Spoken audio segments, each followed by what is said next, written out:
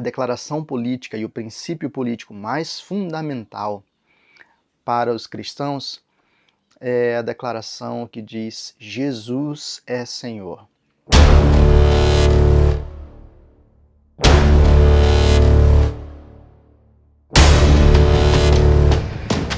Então, em grande medida, esse é um período de tensão. Se você olha as redes sociais e olha os noticiários, você vai ver a tensão presente por causa das eleições do próximo domingo. Isso não vem de agora, né? Na verdade, essa é uma questão bem mais ampla. Mas a minha reflexão era: como é que eu posso servir aos irmãos da minha igreja local, ajudando-os a ter tanto sobriedade no meio dessa agitação toda, quanto clareza, não especificamente quanto a pessoa A ou pessoa B em que deveriam votar, mas quanto aos princípios fundamentais políticos que devem direcionar a sua percepção da realidade, a sua percepção da política e a sua ação no mundo. Então, com isso, a gente está desenvolvendo uma espécie de credo político, em alguma medida, olhando para textos da Escritura e percebendo como a Escritura providencia para a gente alguns princípios fundamentais. O primeiro desses princípios foi o princípio baseado lá no Salmo de número 2, em que a gente olha os reis conspirando contra o ungido do Senhor, e Deus de lá de cima olha para esses homens e sorri. Deus zomba da tolice desses homens que querem ser senhores sobre a sua própria vida, que querem se desvencilhar do Deus verdadeiro e do Senhor verdadeiro. E Deus reafirma o domínio do seu ungido. De uma maneira especial, isso aponta para Cristo Jesus. A declaração política e o princípio político mais fundamental para os cristãos é a declaração que diz: Jesus é Senhor. Aliás, foi essa declaração que causou um grande problema para o Império Romano, que causou muita confusão para os cristãos nos primeiros séculos, porque eles afirmavam o senhorio absoluto de Cristo e de Cristo somente.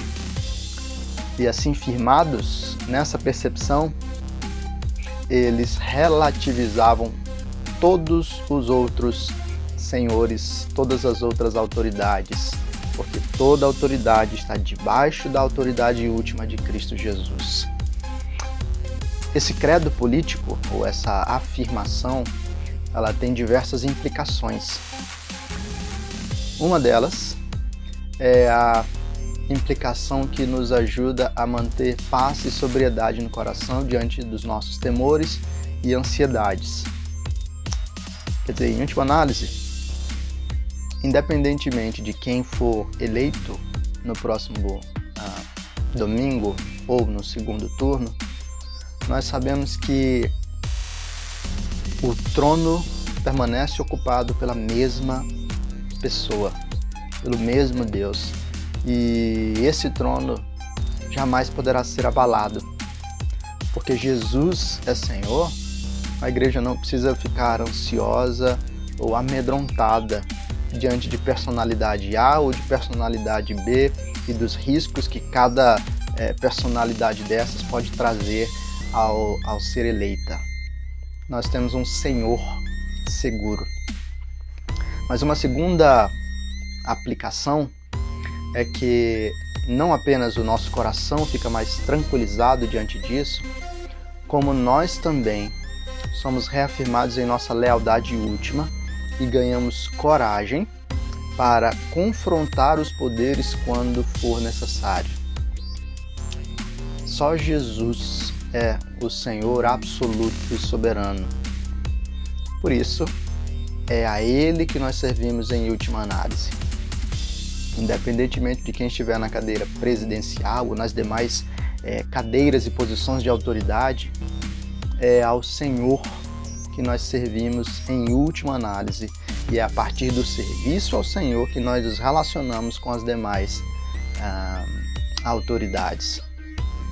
Afirmar Jesus é Senhor reorganiza então a nossa visão da política, reorganiza a nossa visão dos candidatos, e essa é uma terceira implicação. Quando eu olho para Jesus como o verdadeiro Senhor, então, ainda que eu goste de um candidato ou de outro, a minha paixão política é diminuída, é limitada, porque eu entendo que só há um Senhor, último, soberano, verdadeiro e perfeito. Então, quando eu carrego esse princípio, a minha presença no mundo, a minha participação dentro desse processo político vai ser transformada também.